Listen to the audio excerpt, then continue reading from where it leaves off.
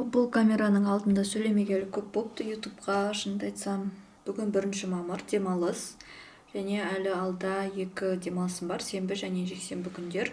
Негізі мен осы 3 күнімді, яғни 3 күн болғанда 1-ші күні уже бітіп жатыр, сағат 3:30 болды. Бүкіл әлеуметтік желілерден демалыс ұйымдастырғым келген. Былай қарап тұрсақ, күннің өте көп уақыты бізде байқамай өтіп кетеді екен. Вроде кішкене демалып алайын деп кіресің, сосын қалай қысқа форматтағы видеоларды қарап 2 сағатыңды жоғалтқаныңды білмей қаласың.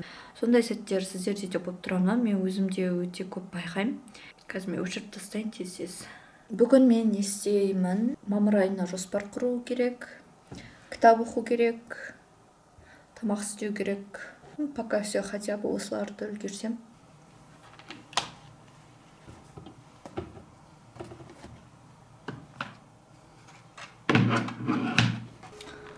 Мен қазір мамырға жоспар құрмай тұрып, сәуір айына қойған тапсырмаларымды, жаңағы мақсаттарымды қарап отырмын да. Сөйтсем көп нәрсе орындалмаған екен. Негізі мен бұл сәуірде Астанаға баруым керек болған. Сол үшін де 2 аптаға отпускной алған едім. Бүткіл бару қайту билеттерімді алып қойғанмын. Жақсы жоспарлап қойғам ғой, және мына жақта да сөйтіп жоспарларым қарасам, примерно соған байланысты екен да көп нәрсе. Бірақ ол нәрсе белгілі бір мәселе туындап, Астанаға сапардан бас тартуға тура келді. Мен қазір қолым ашып жатыр. Крем жасайын. Бірақ сонда да 2 аптаға демалыс алып қойғайдым жұмысымнан. Үйде от души демалдым ғой, не болса да.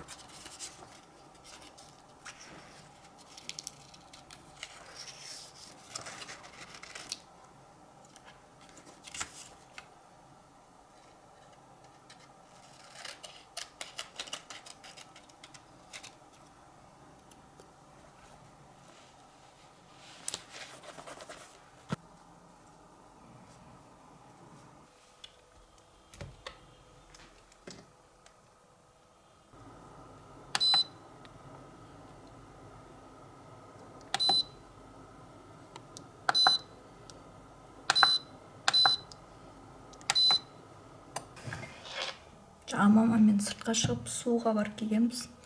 Сөйтіп жолдан уитринкқа соғып, андай мороженыйды алдым. Бірінші рет көрейін деп жатырмын. Сандей дейді.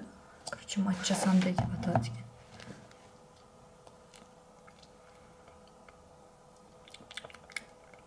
Прикольно. Вот.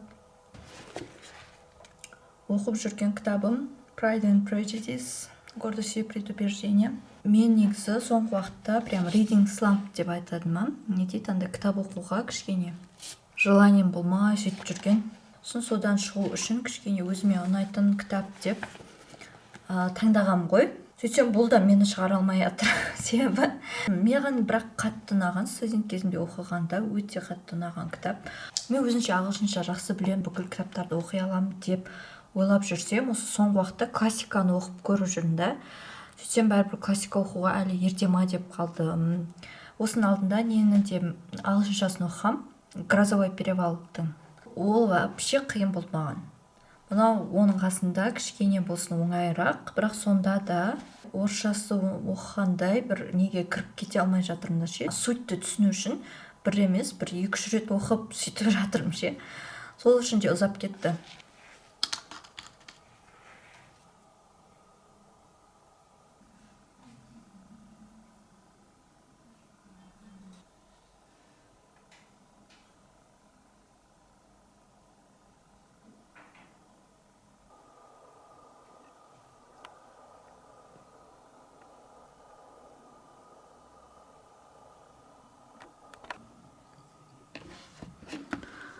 Так, сағат 8 болды. Мен 7-де ояндым. Жаттығуымды жасап, завтрагымды ішіп алдым. Қазір енді журнал жазып тастасам.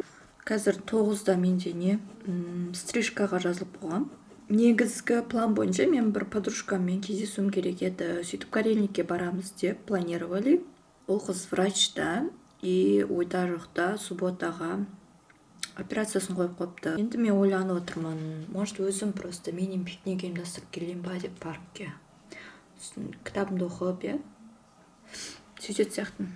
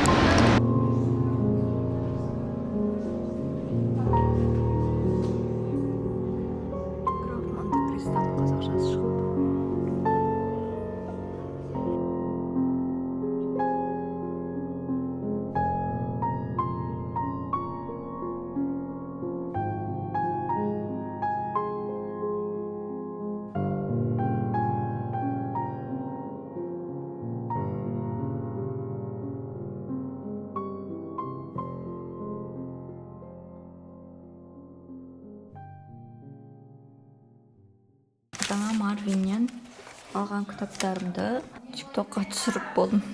Солай мен қазір кітаптарды айта салайын ба, қандай кітап алғанымды. Учение Сайно деп аталады ма, білмеймін точно. Корейский кітап екен, мына жақта иероглиф корейский болып тұр. Чисто неге, не дейді, жұмыс істеуге мотивация беретін. Мен сияқты еріншек адамдарға арналған. Бұндай мотивационный кітап оқымағалы өте көп уақыт болды. Солай, и жаңа жолда мен машинада отырып 46-шы бетке дейін оқыдым. Пока что ұнап жатыр. Ну, енді типичный кәдімгі біздің естіп жүрген ақылдар сияқты да, но в то же время ондайларды негізі оқып тұрған дұрыс сияқты, арасында еске түсіріп, бай болуға желание беретін. Сайын Мұратбеков Руслан Изі. Бұл кітап менде баяғыдан бері уишлистта жүрген. Бағалары прямо андай онлайн магазиннен айырмашылығы жоқ болып тұрды. Мен ойлап едім, еще мен Есентай Молда не қылғам ғой, Есентай Молдың Марвин вообще қымбат шығар деп бағаларын көрдім. Кәдімгідей жақсы, нормальный бағада тұрды көбісі. Сол үшін ладно деп алып кете салдым. Келесі Незнакомка из Уайлдфелл Холла. Бұны да көп ұзақ бір ойында жүрген, негізі оқу керек деген, себебі үш сестраның кітаптарын салыстыру үшін. Так, сосын соңғы таңдаған кітап Чингис Айтматов, Шыңғыс Айтматов, Первый учитель. Мен Шыңғыс Айтматовтан бұл үшінші кітап. Бірінші Плаханы оқығам, екінші Ақкемен оқыдым. Плаха ұнады, Ақкеме қатты ұнамады. И бұл жолы білмеймін. Мына изданияның кітабын қарағым келді. Негізі маған бұрын соңды бұл изданияның дизайны мүлдем ұнамайтын, әсіресе мына цветтері. Қазір бордовый и андай қанық жасыл бар ғой, сол именно шетіндегі былай тұрған кезде қатты ұнамайтын еді. Алдындағы обложкасы өте әдемі жасалынады екен ше. Вот этот эксклюзивная классикаға ғой, негізі көбінесе танымал. Бірақ маған бұның дизайны почему-то дым ұнамайды. Айтпақшы, давайте көрсете салайын. Мыналар менің биыл оқыған кітаптарым, мынау оқылмай тұрған кітаптарым.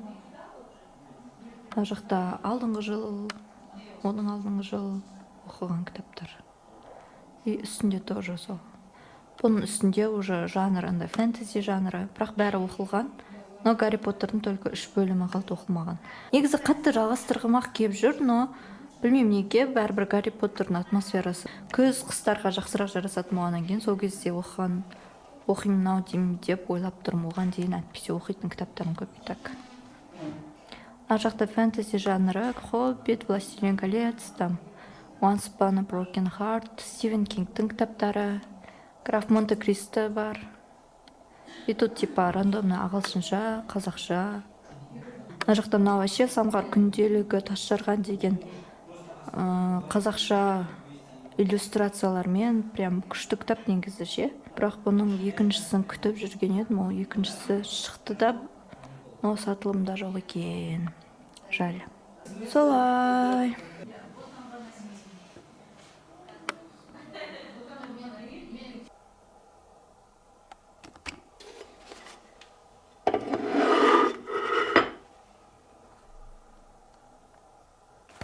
Шаллоу. Әлеуметтік желілерсіз өмірдің 3-ші күні. Бүгін соңғы күн, негізі жексенбі. Демалыстар бітеді, ертең жұмысқа бару керек. И бүгін сағат негізі жарты күн өтіп кетті, 1:30 болып жатыр. Үйде қонақтар күтіп жатырмыз. Түске дейін жаңа үйдің бәрін жинастырып, дастархан жайып, сонымен отырмын қазір демалып. Ойлап тұрмын, тамақ ішіп алғаннан кейін, түстен кейін кофейняға барып, кітабымды оқып қайтам ба деп.